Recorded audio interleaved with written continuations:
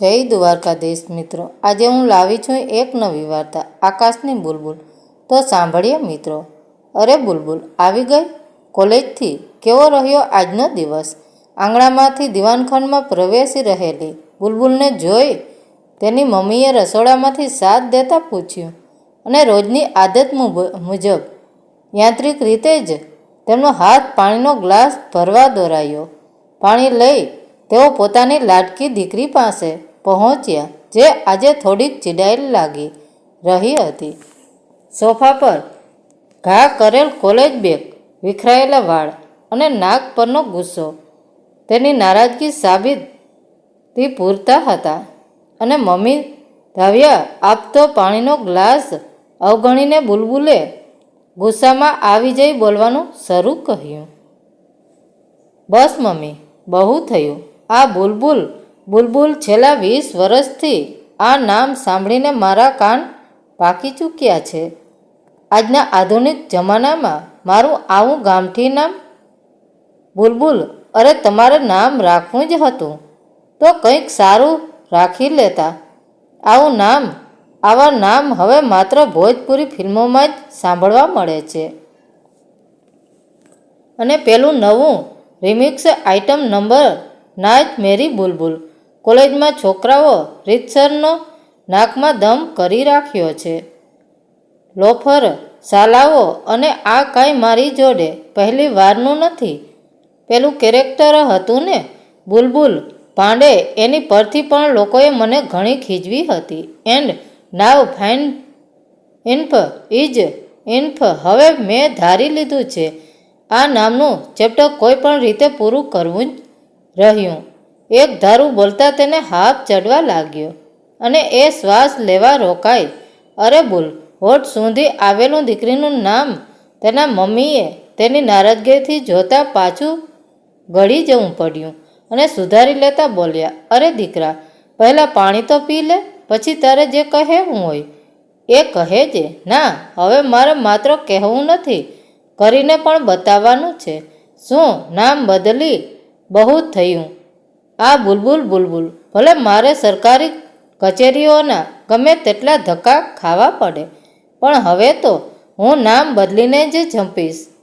અને કાલથી જ એની કામગીરી શરૂ કહેતા તે લાકડાના દાદરા પર પગ પછાડતા પોતાના રૂમમાં ચાલી ગઈ. એવું પણ નહોતું કે બુલબુલે પોતાના નામ અંગે આ વખતે પહેલી જ વાર ફરિયાદ કરી હોય, પણ આ વખતે ફરિયાદ સાથે એ પોતાનો નિર્ણય પણ કરી આવી હતી, જેની મક્કમતા તેના અવાજમાં સાફ વર્તાતી હતી. અને ત્યાં જ દિવાનખંડ અન્ય એક ઓળખીતા પગરવા સંભળાયા. આ વખતે બુલબુલના પિતા ઓફિસથી પાછા આવ્યા હતા. બુલબુલ માટેનો પ્યાલો તેમને આપતા તેઓ બોલ્યા, આકાશ, બુલબુલ કહેતી હતી કે હા, એ મેં સાંભળ્યું. મેં તમારી વાતચીત ચાલતી હતી ત્યારે હું આંગણામાં જ હતો. પાણી પી લીધા બાદ તેઓ બોલ્યા, પણ આકાશ, આ વખતે તેનો નિર્ણય મક્કમ લાગે છે. બુલબુલની મમ્મીએ ચિંતામય સ્વરે કહ્યું, ભલે રહ્યો. આખરે એને પોતાના નિર્ણયો લેવાનો પૂરો હક છે. એની ઈચ્છા એ મુજબ છે તો કાલે હું જાતે એને એફિડેવિટ કરાવવા લઈ જઈશ. પણ આકાશ, એ નામ, એની સાથેની આપણી યાદગીરી બુલબુલ પર આપણે આપણી મરજી થોપી તો ન જ શકીએ. આખરે હવે આપણી દીકરી મોટી થઈ ગઈ છે, કહી તેઓ પોતાના રૂમમાં ચાલ્યા ગયા. અને બુલબુલના મમ્મી પણ સાંજની રસોઈની ચિંતા કરતા રસોડામાં પ્રવેશી ગયા, કારણ કે હાલ ફિલહાલ તો તેમની માટે રસોઈની ચિંતા જ અગ્રેસર હતી. પણ તેમનું મન પણ રસોઈમાં ક્યાં લાગી રહ્યું હતું એ તો એમની દીકરી બુલબુલ પાસે ભટકી રહ્યું હતું, જે હમણાં પોતાના રૂમમાં મોઢું ફૂલાવી બારી પાસે બેસી પુસ્તક વાંચતી હશે, પણ નક્કી ગુસ્સાને કારણે હજી સુધી એક જ વાક્ય પર અટકી પડી હશે. અને રસોઈનું કામ અડધું મૂકી તેઓ પોતાના રૂમમાં ગયા અને આકાશની નજરોથી બચવા બચતા તિજોરી ખોલી લોકરમાંથી એક ચીજ કાઢી પોતાની સાડીના પલ્લવમાં સંતાડી ઉપર બુલબુલના રૂમ તરફ ચાલવા લાગ્યા. અને તેમના અનુમાન મુજબ જ બુલબુલ બારી પાસે બેઠી હતી અને મમ્મીને દરવાજા પર આવેલી જોઈ મોઢું બગાડી બેઠી, જાણે ઈશારોમાં કહેતી હોય કે મને મનાવવાની કોશિશ પણ ન કરતી. આ વખતે હું નહીં જ માનું. અને એ એવું કાંઈ બોલે એ પહેલાં જ તેની મમ્મી તેની બાજુમાં આવીને બેસી ગઈ અને સાડીને છુપાયેલી એ ચીજ એના હાથમાં પકડાવી. હવે આ શું છે? બુલબુલે પૂછ્યું. ડાયરી છે. કોની? એ તો વાંચ્યા બાદ જ ખબર પડે ને. પણ એ મને શું કામ આપે છે? મારે કોઈ ડાયરી નથી વાંચવી. અરે, એક ડાયરીની રીતે ના સહી એક નવલિકા કે વાર્તા સમજીને વાંચી લેજે.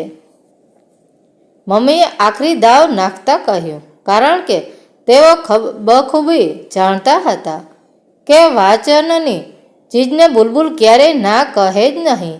હાથ નીચે જે પુસ્તક આવે એને વાંચે જ ઊંચું મૂકવાની એની નાનપણથી ની આદત હતી અને મમ્મીનો એ દાવ કામ પણ કરી ગયો. બુલબુલ કંઈક વિચારે ચડી ગઈ હોય એમ એ ડાયરીને તગતગી રહી અને એને એમ જ વિચારોમાં છોડી મમ્મી હળવેકથી રૂમ બહાર સરકી ગઈ. થોડી વાર સુધી એ ડાયરીને હાથમાં રમાડીએ રાખી બુલબુલ ફરી પોતાના પુસ્તકોમાં પોરવાઈ, પણ એ ડાયરીએ તેના મન પર સમગ્રપણે વંચરસ જમાવી લીધું હતું.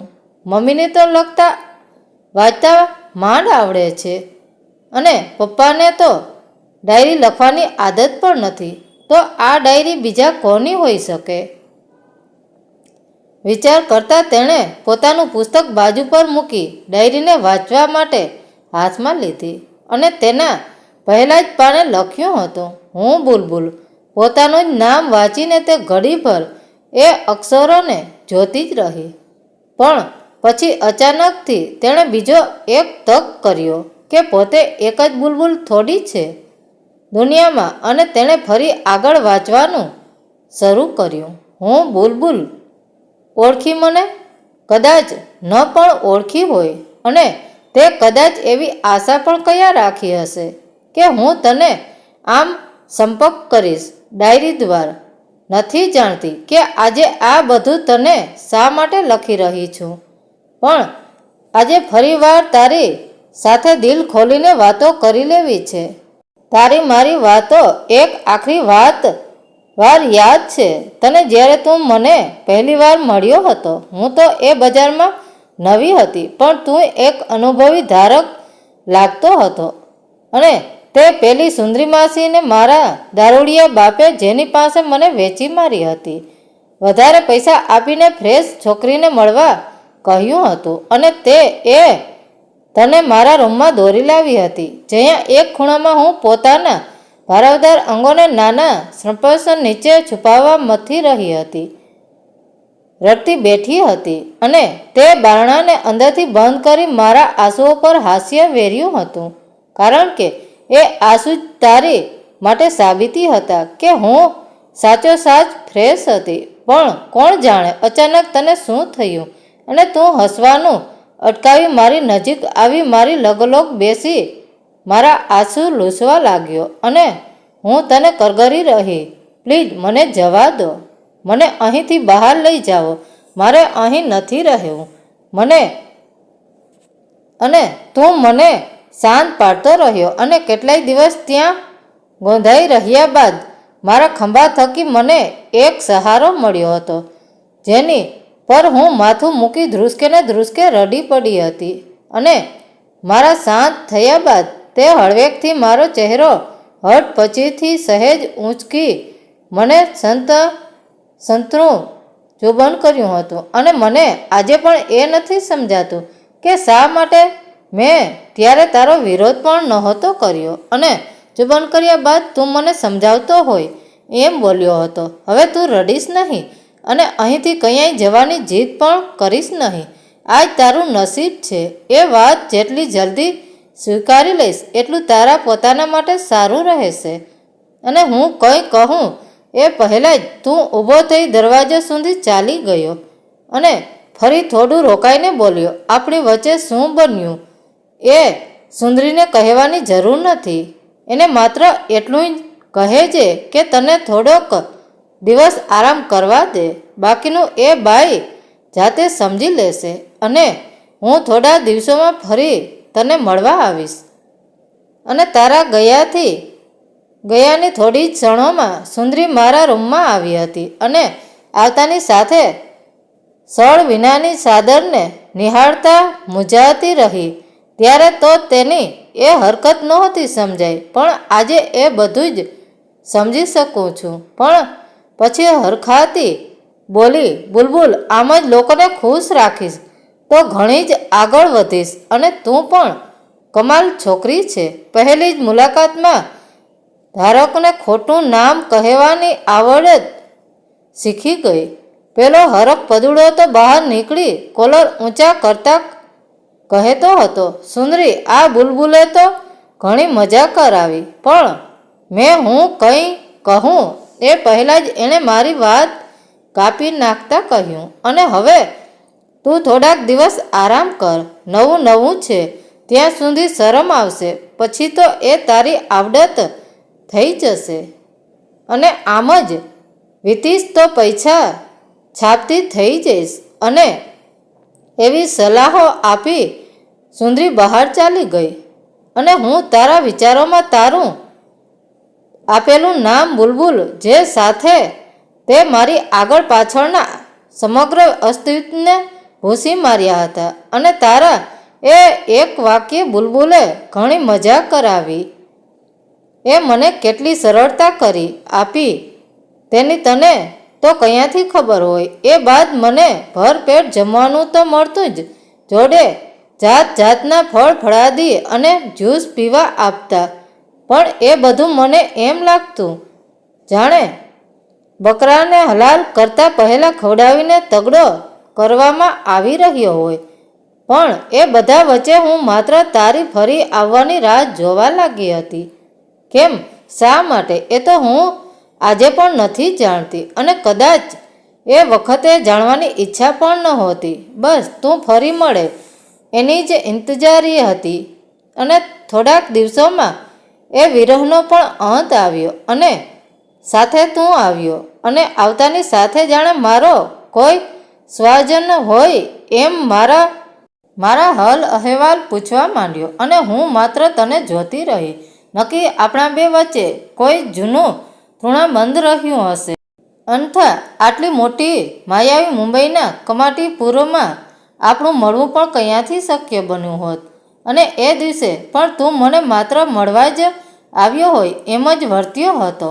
બસ દિલ ખોલીને વાતો કરીએ જતો હતો, અને હું તારી એ વાતોમાં ખોવાતી જતી હતી. અને ક્યારેક થોડીક મારી વાતો પણ કહેતી, અને ફરી થોડીક વાતો બાદ તું ચાલી નીકળ્યો.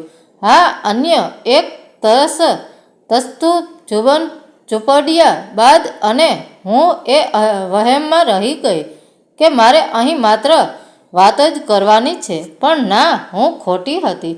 બીજા દિવસે એક અજાણ્યા પુરુષે આવી મારા વહેમની એ દિવાલને મારી ચીસો વચ્ચે તોડી પાડી. અને એ વખતે મને સાચવી લેવા માટે પણ કોઈ નહોતું, તું પણ નહીં. એ ઘટનાના 3 દિવસ બાદ તું ફરી આવ્યો હતો, અને એ વખતે તારું મારો પડી ગયેલો ચહેરો જોઈ માત્ર એટલું પૂછવું કે શું થયું, અને એ સાથે હું તૂટી પડી. 2 દિવસથી આંખોમાં રોકીને સૂકી નાખેલા આંસુને મેં ફરી વહેવાનો માર્ગ કરી આપ્યો. અને મારા એ આંસુ તને મારી સાથે થયેલ કામની મૂક ગવાહી આપી રહ્યા હોય એમ તું મને સાચવી લેવા મથતો રહ્યો. જે કામ તું ટાળતો આવ્યો હતો, શા માટે તેની મને નથી ખબર. એ જ કામ કોઈ અન્યએ પાર પાડ્યું હતું. અને એ ઘટના બાદ હું સમગ્રપણે પોતાનું અસ્તિત્વ ગુમાવી બેઠી હતી. અને ખરા અર્થમાં મેં એ નરકમાં મારા ડગ માંડ્યા હતા. તું ભલે મને સાચવવા મથતો હતો, પણ તારા છુપાવવાના લાખ પ્રયત્નો બાદ પણ મેં તારી આંખોમાં મારા દર્દ થકી આવેલા આંસુઓ જોયા હતા. અને બસ એક ક્ષણથી મેં તને પોતાનો ધારી લીધો હતો. પણ આપણા સંબંધને શું નામ આપવું એ મને આજે પણ આ ડાયરી લખી રહી છું એ ક્ષણ સુધી મૂંઝવી જાય છે. પણ અમુક સંબંધ નામના મોહતાજ જ કયા હોય છે. અને એ દિવસે જે થયું એ પછી લગભગ રોજ થતું રહ્યું. ક્યારેક હું રડતી બૂમો પાડતી, દર્દમાં કણસતી, તો ક્યારેક જીવતી લાશ બનીને પડી રહેતી. પણ એ નરકમાં પણ મારા ભાગે કંઈક સુખ લખેલું હતું જે મને તારી સંગતમાં મળ્યું હતું. તારી વાતો થકી મને આજે પણ યાદ છે આપણી એવી જ એક મુલાકાતમાં મેં જાતે સાડીનો પાલવ સરકાવી નાખ્યો હતો અને તે ડઘાઈ જતાં પૂછ્યું હતું, આ શું કરે છે બુલબુલ? અને મેં જવાબ આપ્યો હતો, હવે આ અંતર રાખવાનો પણ શું અર્થ? આખરે તને પણ મારી પાસેથી એ જ જોઈતું હશે ને જે માટે બીજા બધા અહીં આવે છે. અને એના બદલામાં તે જે જવાબ વાળ્યો હતો એ વિચારતા આજે પણ મને મારી એ હરકત પર લજ્જા થઈ આવે છે. મને નાનકડી બાળકીને સમજાવતો હોય એમ બોલ્યો હતો, હા, હું પહેલી વખત તારી પાસે આવ્યો ત્યારે એની માટે જ આવ્યો હતો અને હું ધારક તો એ જ દિવસે એ મેળવી પણ લેત. પણ મને તારી પાસેથી બીજું પણ ઘણું મળે છે. તું મને સાંભળે છે. હું તારી સામે મારું સમગ્ર અસ્તિત્વ ઉગાડી શકું છું અને મારા માટે એટલું જ પૂરતું છે. જે વ્યક્તિની વાતનું બહાર કોઈ જ મહત્વ નથી એની વાતોને તું મન પરોવીને સાંભળતી હોય છે. અને એક સારો શ્રોતા એક એવી ચીજ છે જે મૂર્ખ વ્યક્તિને પણ ગમતી હોય છે. અને કદાચ તને પણ મારી સાથે વાતો કરવી ગમતી હશે, કહી તે મારો પાલવ ફરી ખંભે મૂક્યો હતો. અને એ સાથે જ મેં મારી નજરોમાં એક મુઠ્ઠી ઉચ્ચેરું સ્થાન પ્રાપ્ત કરી લીધું હતું. અને તું સાચો પણ હતો. મને પણ તારી સાથે દિલ ખોલીને વાતો કરવું ગમતું, કારણ કે એ દોજખમાં એકમાત્ર તું જ હતો જે મને હવસનું રમકડું ન સમજતા એક માણસ તરીકે સમજતો હતો. અને ત્યારબાદ તો આપણી એવી મુલાકાતોનો દોર ચાલતો જ રહ્યો. તું પૈસા ખર્ચીને મારી પાસે આવતો ફક્ત વાતો કરવા અને મારી વાતો સાંભળવા, અને પછી વાળ કપડાં અસ્ત્ર કરી ચાદર પર બનાવટી સોડ ઉપસાવી ચાલી નીકળતો. અને મને પણ એ રમત માફક આવી ગઈ હતી. સાચું કહું તો એ દિવસો મારી જિંદગીના સૌથી શ્રેષ્ઠ દિવસોમાં સમાવી શકાય તેવા દિવસો હતા. તું મારી પાસે આવતો, મારા ખોળામાં પોતાનું માથું નાખી, મારા વાળથી રમત કરીએ રાખી વાતો કરતો. ક્યારે હું તને કંઈક વાત માટે લડી લેતી ત્યારે હું પોતાને તારી મોટી બહેન તરીકે કલ્પિત, અને ક્યારેક તું મને તારા વાળમાં આંગળીઓ ફેરવવા કહેતો ત્યારે હું એક સ્ત્રી તરીકે પોતાને માના સ્થાને કલ્પિત. એક તવાઈને પણ કેટલા સ્વરૂપ હોય છે નહીં? અને એ સૌથી ઉપર તું મને મારો મિત્ર લાગતો, જેને હું મારા આદિથી અંત સુધીની દરેક વાત અક્ષરશઃ સાચી કહી શકતી, કારણ કે તારાથી ખોટું બોલવાનો પણ શો અર્થ. પણ એક દિવસ તું મારી પાસે આવ્યો ત્યારે ઘણો બદલાયેલો લાગ્યો. તું દારૂ ચડીને આવ્યો હતો અને મને ભગાવી જવાની, મારી સાથે લગ્ન કરવાની વાતો કરતો બફાટ કરવા માંડ્યો. અને હું એ વાત માની જ નહોતી શકતી કે આ તું પોતે જ કહી રહ્યો હતો, જે મારી સાથેની તેની દરેક વાતમાં મને અડકતરી રીતે પોતાનું નસીબ ગણાવી અહીં જ નિભાવી લેવાની સલાહ આપતો. અને આજે તું પોતે જ મને ભગાવી જવાની વાત ઉચ્ચારી રહ્યો હતો. શા માટે? મારી કથની સાંભળ્યા બાદ મારી પર દયા ખાઈને મને બિચારી ધારીને? હા, ભલે હું ધંધાધારી સ્ત્રી હતી, પણ મને પણ પોતાના સુમાન જેવું કંઈક હજી બાકી હતું, અને માટે જ મેં એ દિવસે તને ધક્કા મારીને બહાર કાઢી મૂક્યો. કહ્યું હતું કે એક દારૂડિયાએ મને આ નરકમાં ધકેલી. હવે બીજા જોડે સામે ચાલીને હું અન્ય એક નરક નહીં જ ભોગવું. મારા આ બોલ તને એ સમયે કેટલા આકરા લાગ્યા હશે એની તો હું કલ્પના પણ નથી કરી શકતી. પણ તારા વર્તનમાં બદલાવ એ સાફ કહી જતો હતો. માટે જ તો તું 2 મહિના સુધી મને દેખાવા સુધા ન આવ્યો, પણ અચાનક એક દિવસ આવી ચડી સીધો જ સુંદરીને મળ્યો મને ખરીદી જવા માટે. ખરેખર તું કેટલો બદલાઈ ગયો હતો. તું આ હદ સુધી નીચે ઉતરી આવીશ તેની તો મેં ક્યારેય કલ્પના પણ નહોતી કરી.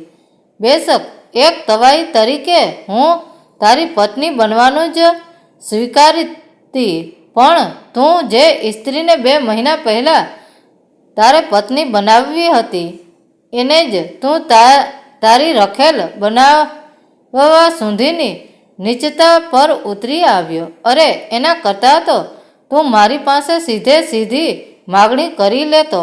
આવા જ કંઈક ભળતા વિચારોમાં દોરવાઈ જઈ મેં તારા જ પૈસા તને મોં પર ફેંકી માર્યા હતા અને સલાહ આપતા કહ્યું હતું કે આ બધું કર્યા કરતાં કોઈ યોગ્ય કન્યા શોધીને પરણી જજે. મુજ દવાઈ પાછળ સમય અને પૈસા બગાડીને કોઈ અર્થ નથી. અને એ સાથે દિલને વ્રત જેવું કઠોર કરી મૂકતા કહ્યું હતું કે અને આજ પછી મને તારો ચહેરો પણ ન બતાવતો. તને મારી જ કસમ છે. પણ આજે જ્યારે આ ડાયરી લખી રહી છું ત્યારે વિચારતા તારા એ બધા જ પ્રયાસો મારી જ તરફેણમાં લાગે છે જાણે તું ખરેખર મારી પર દયા ખાઈને નહીં, પણ તું મારા મનથી મને એ દજખથી દૂર લઈ જવા પ્રયત્ન કરતો હતો અને હું એક અભાગી હતી જે એવું કંઈક સમજવું તો ઠીક વિચારી પણ ન શકી. ખેર, મારે એક કમાટી પૂરા સાથે હજી થોડું લેણું બાકી રહ્યું હશે. અને એ ઘટના બાદ તો જાણે સમયને પણ પાખો ફૂટી નીકળી હોય એમ મહિનાઓ વર્ષો ઉડતા ચાલ્યા. એકાદ વર્ષના ટૂંક ગાળામાં જ સુંદરીએ તેના વેપાર પર પકડ ગુમાવી અને એ જ તકનો લાભ લઈ મેં પોતાની ધાક જમાવી. બેશક હું બીજી સુંદરી બનવા નહોતી જ માગતી, પણ એ સ્થાન મેળવ્યા બાદ કોઈ નવી બુલબુલને એ નરકમાં આવતા જરૂર બચાવી શકત. માટે જ એ ગંદકીમાં ઉતર્યા બાદ સંપૂર્ણપણે ગંધાઈ જવા સુધી હું તૈયાર હતી અને કદાચ કુદરત પણ મારા પક્ષે કામ કરી રહી હતી. થોડા જ મહિનાઓમાં મને એક ગંભીર રોગ હોવાનું નિદાન થયું અને મેં ધંધો બંધ કર્યો. પણ બાકીની બધી જ સ્ત્રીઓ મારી નીચે કામ કરતી એમ કહું તો પણ ખોટું નથી. અને એમ જ બીજા 2 વર્ષ વીતી ગયા. જેટલી છોકરીઓ હતી એટલી જ સંખ્યા બરકરાર રાખી, કારણ કે કોઈ નવી બુલબુલ આવે એ મને હરગીજ બરદાસ્ત નહોતું અને હું તો એ અન્ય સ્ત્રીઓને પણ મુક્ત કરી દેવા માગતી હતી. પણ એ બધી અમારું નસીબ છે. હવે કૂટી લઈશું કરીને ત્યાં જ ગુજરાન ચલાવતી અને એમ પણ બહાર નીકળીને તેમને પણ કામ પણ કોણ આપવાનું હતું. પછી ન ઘરના કે ન ઘાટના જેવો સિનેરિયો થતો અને એ બધા સાથે મારા જીવનમાં બધું જ વ્યવસ્થિત ચાલતું હતું. પણ એ બધું જ તોફાન પહેલાંની શાંતિ પુરવાર થયું જ્યારે મારા જીવનમાં એ તોફાન આવ્યું, જ્યારે તું ફરી એકવાર મારી સામે આવી ચડ્યો. કેટલો બદલાઈ ચૂક્યો હતો તું. લાંબા વાળ, ટૂંકી દાઢી, ભરાવદાર ખંભા, ચુસ્ત શરીર, છતાંય એ જ માદક મુસ્તક. મારા માટે તો તને ઓળખવું પણ મુશ્કેલ હતું, પણ તે મને આંખના પલકારામાં ઓળખી પાડી હતી અને હજી ગઈકાલની રાત જોડે જ વિતાવી હોય એટલી સહજતાથી તે પૂછ્યું હતું, કેમ છે બુલબુલ? અને તારા એ નશીલા અવાજ પરથી મેં તને ઓળખ્યો હતો, જે અવાજનો મેં રાત દિવસ પોતાના કાનમાં અહેસાસ કર્યો હતો. એ અવાજ કેમ ન ભૂલાય? અરે તું અહીં ક્યાંથી? મેં થોથવાઈ જતા પૂછ્યું હતું. કેમ એક ધારક તરીકે ન આવી શકું? તું જાણે મને ચકાસી જોતો હોય એમ પૂછ્યું હતું. અરે કેમ નહીં, આવો આવો, બોલ કેવી છોકરી જોઈએ? ઝડપથી સ્વસ્થતા પ્રાપ્ત કરી લઈ મેં વદાદારી અવાજે કહ્યું હતું. અને તે એ જ શરૂઆતથી કહ્યું હતું, મારે તું જોઈએ છે બુલબુલ. અને થોડીવાર બાદ વાક્ય સુધારી લેતો હોય એમ બોલ્યો હતો, મારે થોડી વાતો કરવી છે, તો જઈશું? અને એ ક્ષણે તને ન મળ્યાના પાછલા વર્ષો જાણે મને રીતસરનો ધક્કો મારીને મને તારી સાથે જવા માટે કહી રહ્યા હતા. અને હું પણ કોઈ પણ વિરોધ વિના તને મારા રૂમમાં દોરી ગઈ. કેમ, ધંધો મંદો ચાલે છે? રૂમની ચાદરનું નિરીક્ષણ કરતાં તે પૂછ્યું હતું. એ પ્રશ્નમાં કટાક્ષ હતો કે મારા માટેની ચિંતા એ તો મને જ ખબર ના.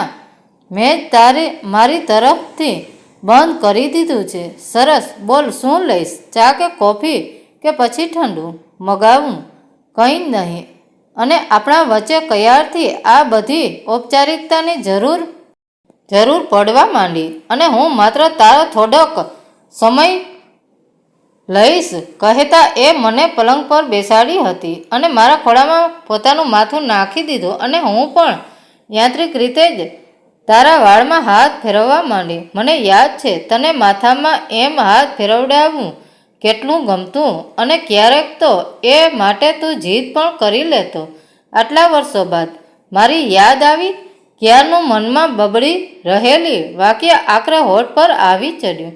યાદ તો રોજ આવતી, પણ તે જ ફરમાઈશ કાઢ્યું હતું ને તને મળવા ન આવવાનું. પણ આજે આખરે તારી એ કસમ એન્ડ ઓલ ફગાવી દઈ તને મળવા આવી જ ગયો. અને હવે રોજ આવતો રહીશ. રોજ કેમ? તારી સાથે વાતો કરવા. માત્ર વાતો કરવાથી ગુજરાન ન ચાલે. અને વાતો કરવા માટે પૈસા ખર્ચવા ખિસ્સાને પણ ન પરવડે. એક વખત લગ્ન કરી લે, પછી જોડે વાતો કરવાવાળી અને પ્રેમ કરવાવાળી પણ મળી જશે. મેં ઉદાર અવાજે કહ્યું હતું. લગ્ન એ તો કયાના કરી લીધા. હે? ક્યારે? વાળમાં ફરતો હાથ અટકાવી દઈ મેં પૂછ્યું હતું. મેં મારી અને સુંદરીની ડીલ બગાડી.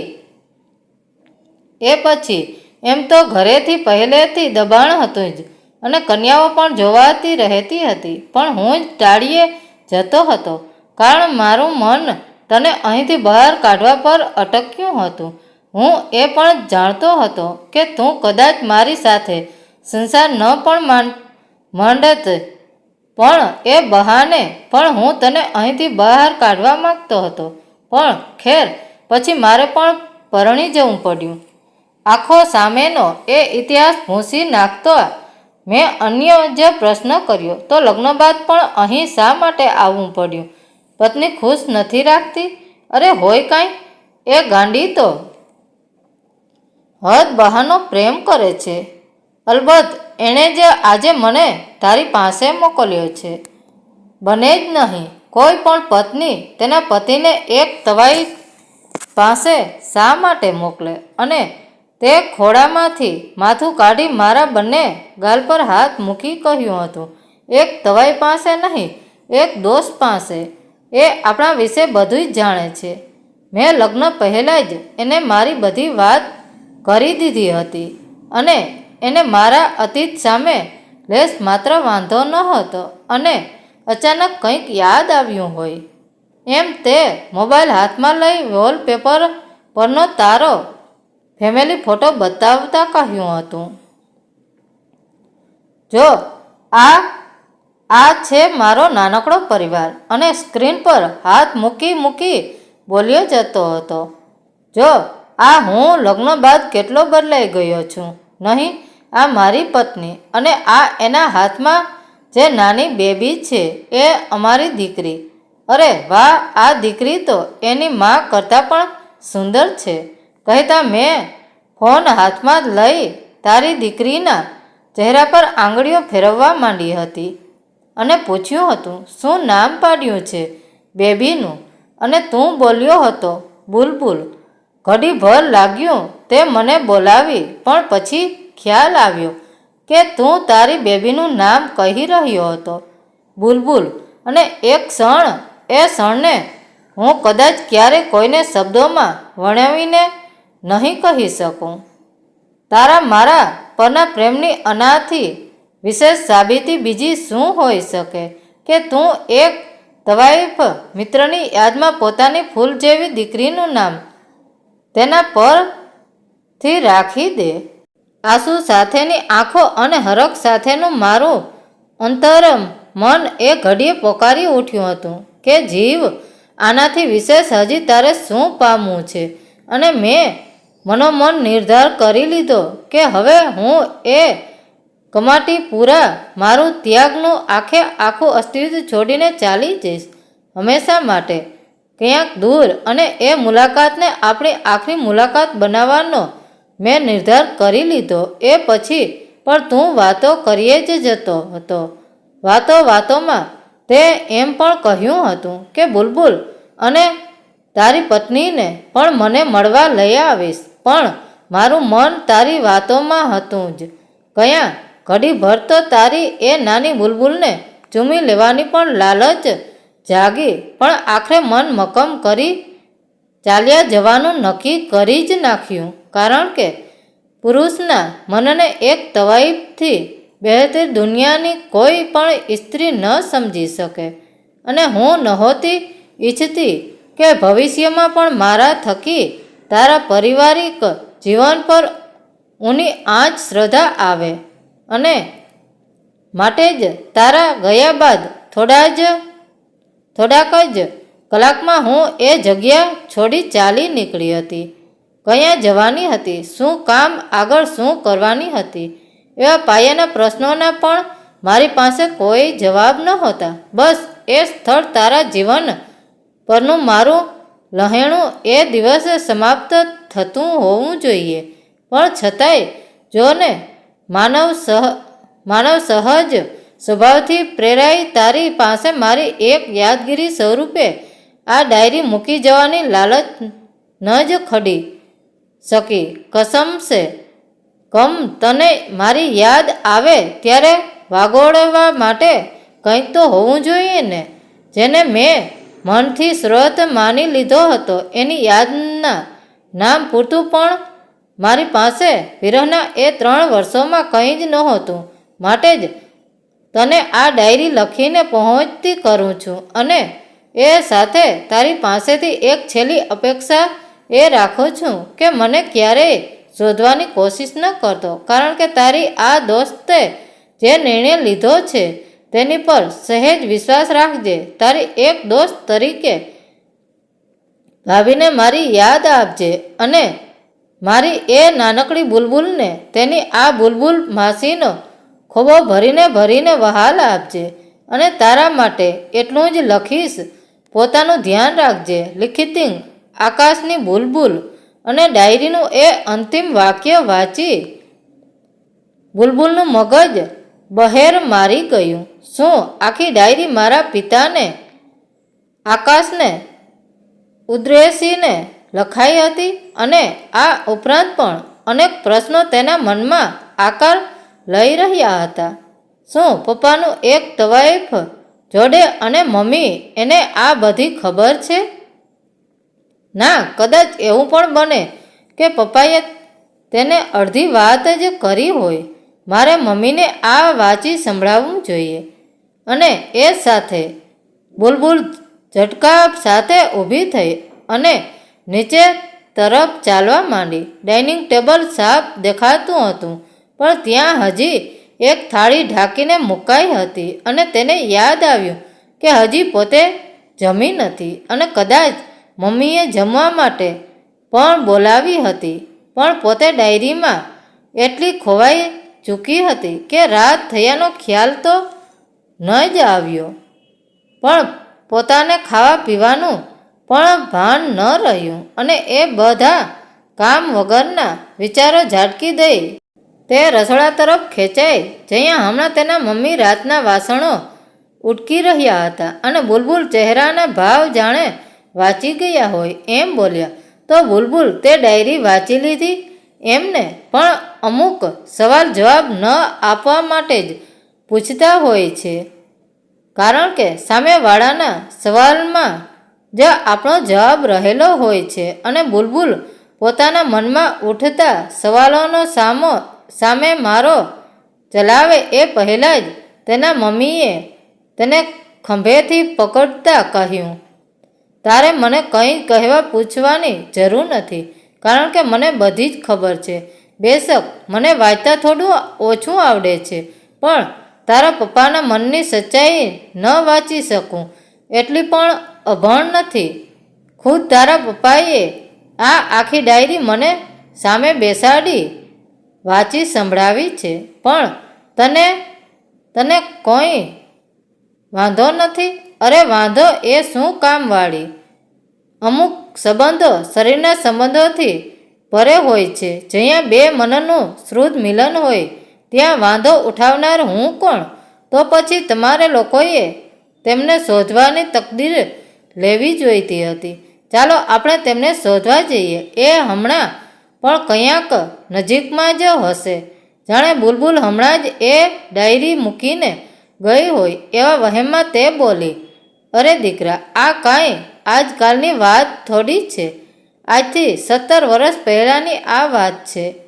અને જ્યારે બુલબુલ પોતે એમ કહી ગઈ હોય કે આ નિર્ણય પર વિશ્વાસ રાખી એને શોધવાનો પ્રયાસ ન કરવામાં આવે, ત્યારે અમે બંને પણ એની ઈચ્છાનું માન રાખવાથી વિશેષ શું કરી શકવાના હતા?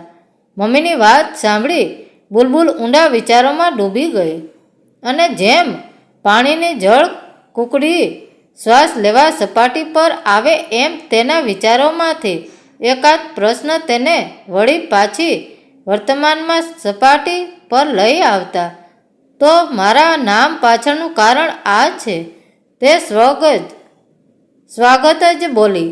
અને મમ્મીએ તેના માથા પર હાથ ફેરવતા કહ્યું, દીકરા, કેટલાક નામ આપણી જિંદગીમાં એવા વણાઈ જાય છે કે જો એક દિવસ પણ તેનો ઉલ્લેખ ન થાય તો દિવસોમાં કંઈક અધૂરુંપણું અનુભવાય છે. અને માટે જ અમે બંનેએ તારું નામ બુલબુલ રાખ્યું હતું. આ ડાયરી હું તને કદાચ ક્યારેય વાંચવા પણ ન આપતી, પણ હવે તું મોટી થઈ ચૂકી છે દીકરા. હવે તું તારા નિર્ણયો જાતે લઈ શકે છે, અને મને વિશ્વાસ છે તું જે કાંઈ પણ નિર્ણય લઈશ એ યોગ્ય જ હશે. અને તેને ડાઇનિંગ ટેબલ તરફ દોરી જતા કહ્યું, ચાલ હવે જમી લે અને વહેલી સૂઈ જા, નહીંતર મોડું થશે. વળી સવારે તારે કોલેજ પણ તો જવાનું છે. અને એ સાથે બુલબુલને જમવા બેસાડી તેઓએ એ ડાયરી લઈ પોતાના લોકરમાં જેમ હતી તેમ મૂકી દીધી. બુલબુલ, ચાલ જલ્દીથી તૈયાર થઈ જા, મોડું થાય છે. પપ્પાના અવાજ સાથે બુલબુલની આંખ ખુલી, અને પાછળથી એ જ અવાજમાં બીજા શબ્દો દોહરાયા, અને જોડે આજે તારું એફિડેવિટનું કામ પણ પતાવી આવીએ. અને એ સાથે તે પલંગમાં સફાળી બેઠી થઈ અને આળસ મરડતા દાદરા પર આવી ઊભી રહી અને બોલી, પપ્પા, મેં મારો વિચાર બદલી નાખ્યો છે. લોકોને જે કહેવું હોય એ કહે, હું મારું નામ બુલબુલ જ રહેવા દઈશ. કહેતા એ દાદરા ઉતરતી નીચે આવવા માંડી. અરે, તને રાતોરાત શું થઈ જાય છે? ચાલ હવે જલ્દી કર, આજે તો એ કામ પતાવી જ લઈએ, નહીંતર વળી 1 મહિનો માંડ વીતશે અને તું ફરી એ જ વાતે ઘર આખું માથે લઈશ. અરે કહ્યું ને, મારે નામ નથી બદલવું. તમે શા માટે જીદ કરો છો? મારું નામ મારી મરજી. કહેતા એણે મીઠો ગુસ્સો બતાવ્યો અને હળવેકથી પપ્પાને બાદ ભરી લઈ પોતાની આંખને ખૂણે આવેલ આંસુ છુપાવતા બોલી, આકાશની બુલબુલ હંમેશા આકાશની જ રહેશે. અને એના પિતા હજી પણ આશ્રયમાં ઊભા હતા કે આ બધું આખરે થઈ શું રહ્યું છે. અને ત્યાં જ તેમની પત્ની રસોડામાંથી ટહુકો કરતા કહ્યું, આકાશ, આપણી બુલબુલ હવે ખરા અર્થમાં મોટી થઈ ગઈ છે હો. મિત્રો, વાર્તા કેવી લાગી? સારી લાગી હોય તો કોમેન્ટ કરીને જરૂર જણાવજો. ધન્યવાદ મિત્રો. રાધે રાધે.